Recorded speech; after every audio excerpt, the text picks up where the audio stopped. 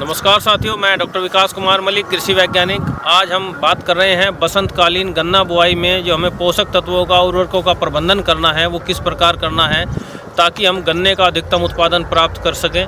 यदि हम उर्वरक प्रबंधन की बात करते हैं तो सबसे पहला बिंदु उर्वरक प्रबंधन में आता है कि आप अपने खेत की मृदा की जाँच कराएँ, मिट्टी की जाँच कराएँ। मिट्टी जाँच कराने के उपरांत जो उसमें संस्तुतियाँ आती है उनके आधार पर ही आप पोषक तत्वों का प्रबंधन करें।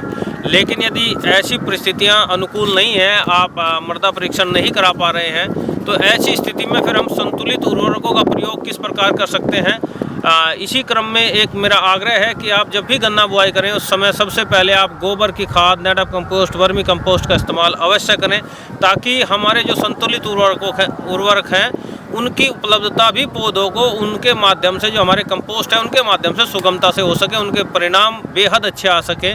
लेकिन जो हमारे तत्व है उनको, हमारे तत्व किस प्रकार हमें पौधे को पूर्ति करनी है, गन्ने का अधिकतम उत्पादन प्राप्त करने के लिए हमारी जो तत्वों की पूर्ति है, हम 3 मुख्य पोषक तत्वों की बात करते हैं: नाइट्रोजन, फास्फोरस और potash. Nitrogen 180 kilogram nitrogen, 80 kilogram phosphorus और 60 किलोग्राम पोटास प्रति हेक्टेयर।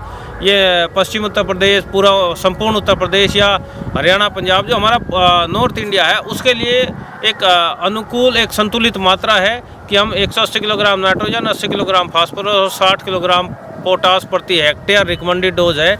लेकिन ये तत्व के रूप में हम बता रहे हैं। इसके अब हम किसान स्तर की बात करते हैं कि किसान जो अपने खेतों में इस्तेमाल करते हैं, तो मैं उनको सरल भाषा में बताने का प्रयास करूंगा कि उर्वरकों के रूप में हम इनको कैसे इस्तेमाल करेंगे।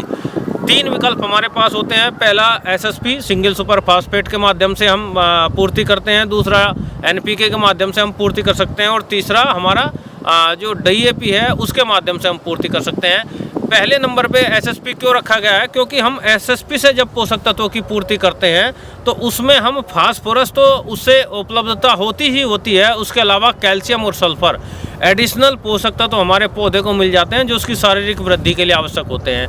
अब इसकी मात्रा की बात करते हैं। यदि हम मात्रा की बात करें तो 1 एकड़ 5 बीघे में हम बात करते हैं, 1 एकड़ की बात करते हैं तो 1 एकड़ में 200 किलोग्राम आपकी एसएसपी बुआई के समय इस्तेमाल करनी है। 50 किलोग्राम यूरिया और लगभग 40 किलोग्राम म्यूरेट ऑफ पोटास का आपको प्रयोग करना है।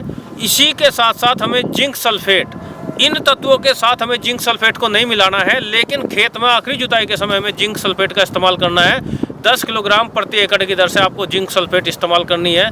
और जो हमारी पूरी नाइट्रोजन की हमारी मात्रा थी उसमें से हमने 1/3 बुआई के समय इस्तेमाल कर ली, और जो 2 हिस्से अभी बचे हैं उसको हम 2 या 3 डोज में ही 100 दिन तक, मई के लास्ट या जून के प्रथम सप्ताह तक ही हम उसको पूरी कर लेते हैं 2 से 3 डोज में, ताकि हमारी पौधे की वनस्पतिक वृद्धि पर्याप्त बनी रहे।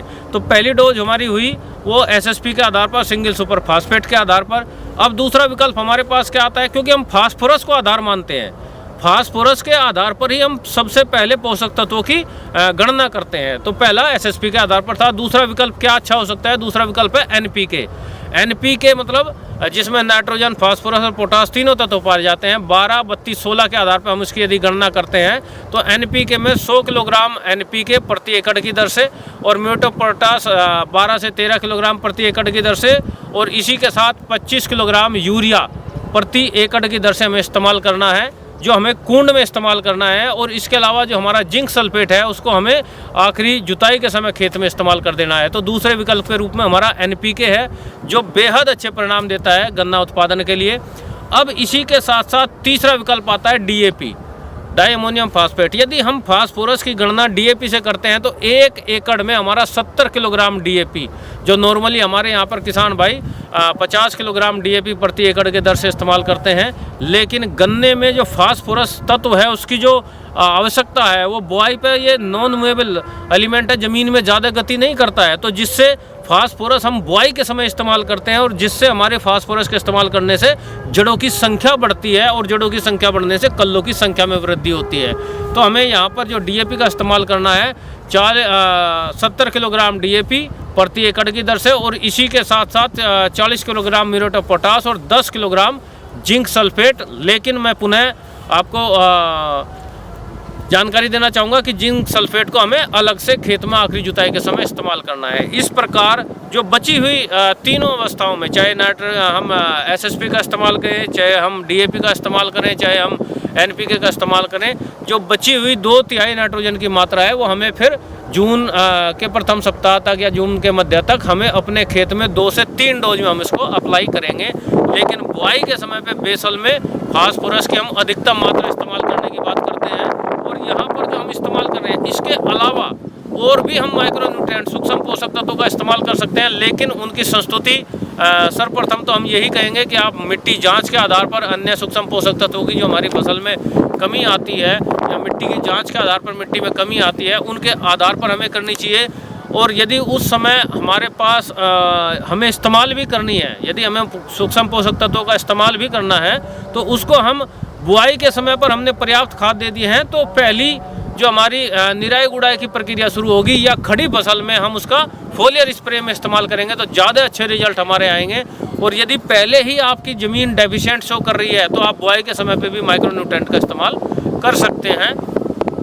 ये बेहद ही महत्वपूर्ण है किसान भाइयों, क्योंकि नाइट्रोजन, फास्फोरस और पोटास सबसे महत्वपूर्ण है कि हमें अपने खेतों में पोटास का इस्तेमाल जो संस्तुत मात्रा है उसके आधार पर अवश्य ही करना है, जिससे हम गन्ने का अधिकतम उत्पादन प्राप्त कर सकते हैं। और जैसे मैंने पहले अभी बताया था कि हम खेत की तैयारी कैसे करेंगे, और इसके बाद आज पोषक तत्वों की हम बात कर रहे हैं। और इसी क्रम में एक कंप्लीट यदि हम उसमें और भूमि में क्या क्या किस प्रकार का बुआई के समय सावधानी हमें रखनी है उसके बारे में पुनः चर्चा करेंगे। इसी के साथ नमस्कार, धन्यवाद।